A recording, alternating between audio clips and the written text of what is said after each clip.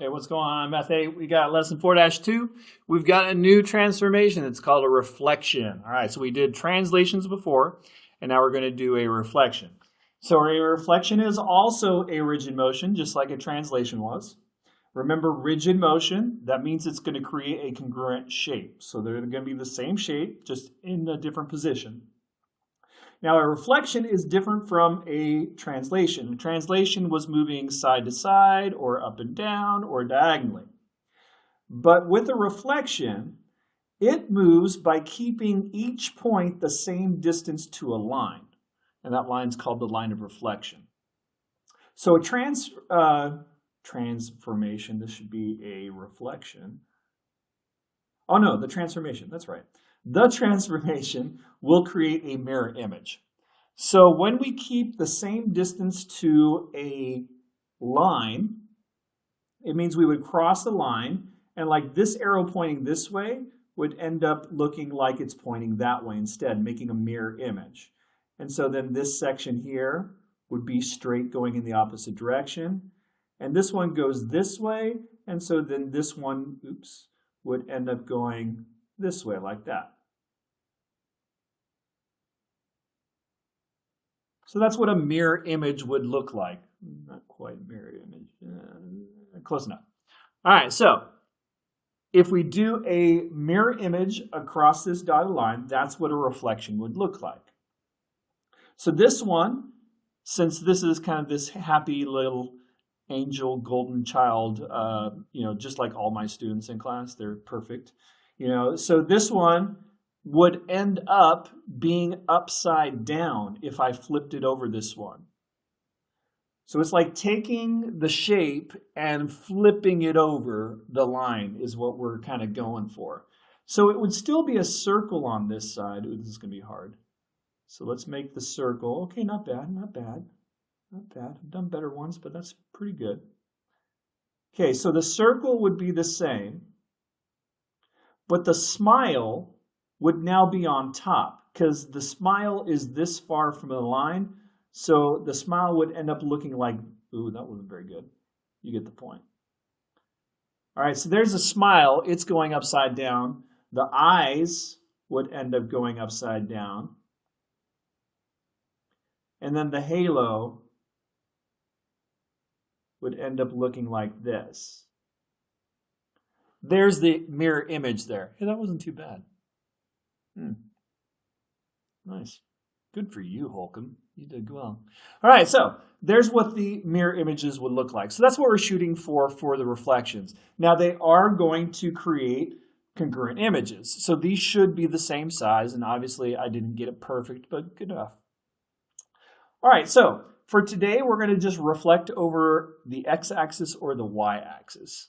So we're going to start easy on these. So we're going to start off with a pre-image that is triangle QRS. So there's triangle QRS. And the first thing that I want to do is reflect it over the x-axis. So our x-axis is down here, and I want to reflect over it. So that's going to make a mirror image reflected over here. So instead of facing up, it should face down over here. Now going back to the definition of a reflection is going to keep each point the same distance to a line. So looking at this, S is 1 unit away from the x-axis here that we're reflecting over. So S prime would also be 1 unit away, just on the other side right here. So there's my S prime. R is 1, 2, 3, 4 units away. So R prime would be 1, 2, 3, 4 units away on the other side of the line. So there's our R prime. Q is 6 units away. So I would go 6 units away on the other side of the line. There's Q prime. Okay, so there's my new coordinates. And remember how we predicted how the triangle would be pointing down? And that's exactly what we get here. The triangle is now, instead of pointing up, the triangle is pointing down because we have reflected it over the x-axis. Every single point has kept the same distance to the line. S is 1 away, S prime's 1 away. R is 4 away, R prime's 4 away. Q is 6 away, Q prime is 6 away. So we've kept the same distance, and that has created this mirror image. All right, let's go ahead and, what should I do at this point? Oh, let's go ahead and write down the coordinates. So Q, R, and S. All right, so Q was at -5, 6. R is at 0, 4. S was at -1, 1. Now let's look at Q prime, R prime, and S prime.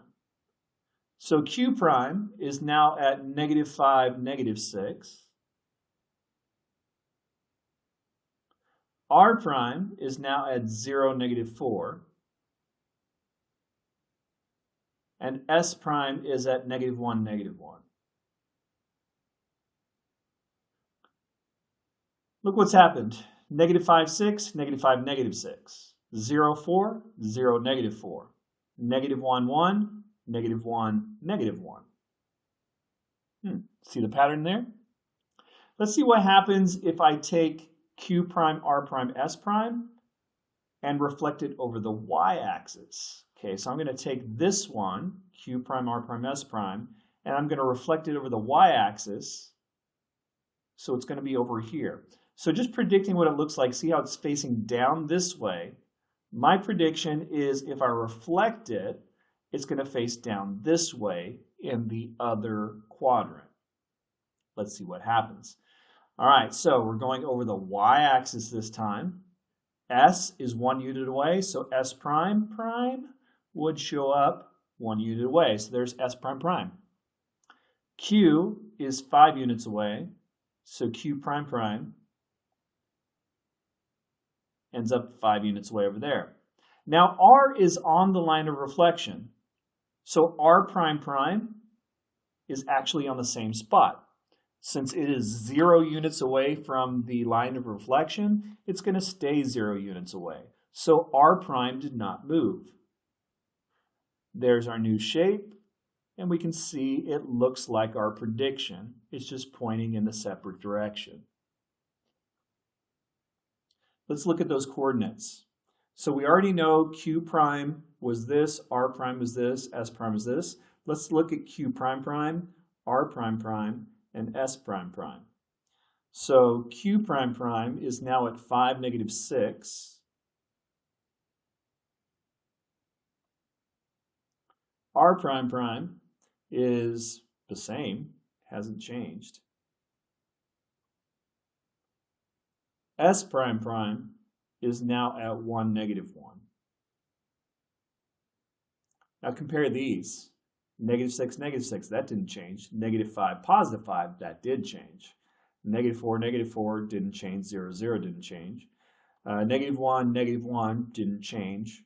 And then -1, +1 did change. So here's what I'm seeing. For the x-axis, I'm seeing that the x's don't change, but the y's change their sign. For the y-axis, I'm seeing the y's don't change, but the x's are changing their sign. 0 doesn't have a sign, so there's nothing to change for that one. All right, reflect QRS over the y-axis and make Q prime prime prime, R prime prime prime, S prime prime prime. So Q from the y-axis goes over here. There's Q prime prime prime. R stays in the same spot, prime prime prime. S goes over to here, prime prime prime. All right, new shape.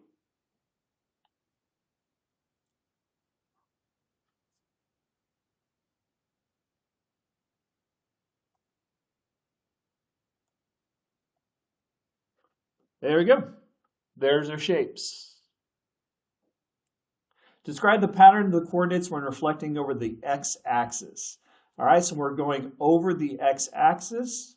What we saw was on the x-axis, the y-coordinates, x stays the same. The y-coordinates change their sign. So the x-coordinates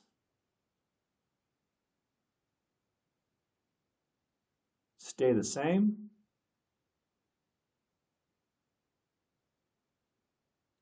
And the y coordinates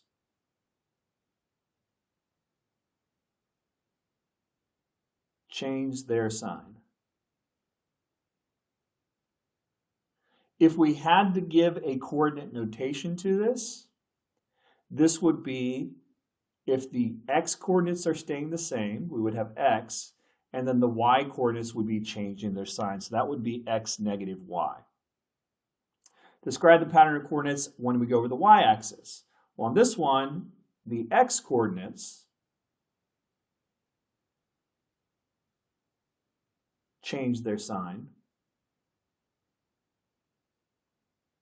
while the y coordinates stay the same.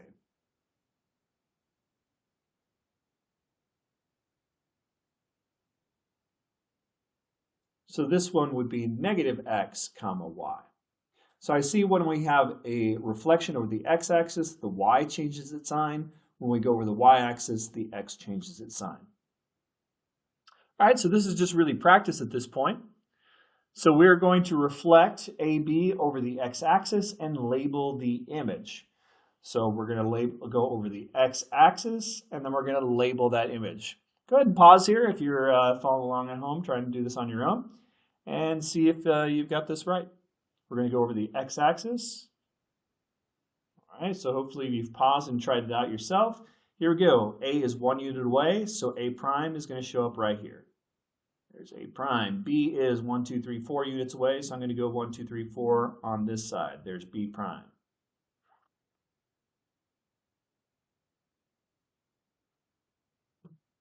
Boom. Winning at math. Nice job. All right, next one. Reflect trap over the y-axis. So here's my y-axis. I'm going to reflect over this one. Now, this one's kind of interesting because some points are over here and some points are over here. So these are going to kind of crisscross. P is 2 units away, so P prime is going to show up over here. T is 5 units away, so T prime shows up over here. R is 3 units away on this side, so R ends up 3 units away over on this side. There's R prime. A is 1 unit away, so A shows up 1 unit away on that side. It's a trap. So there's us reflecting over the y-axis. And there you go.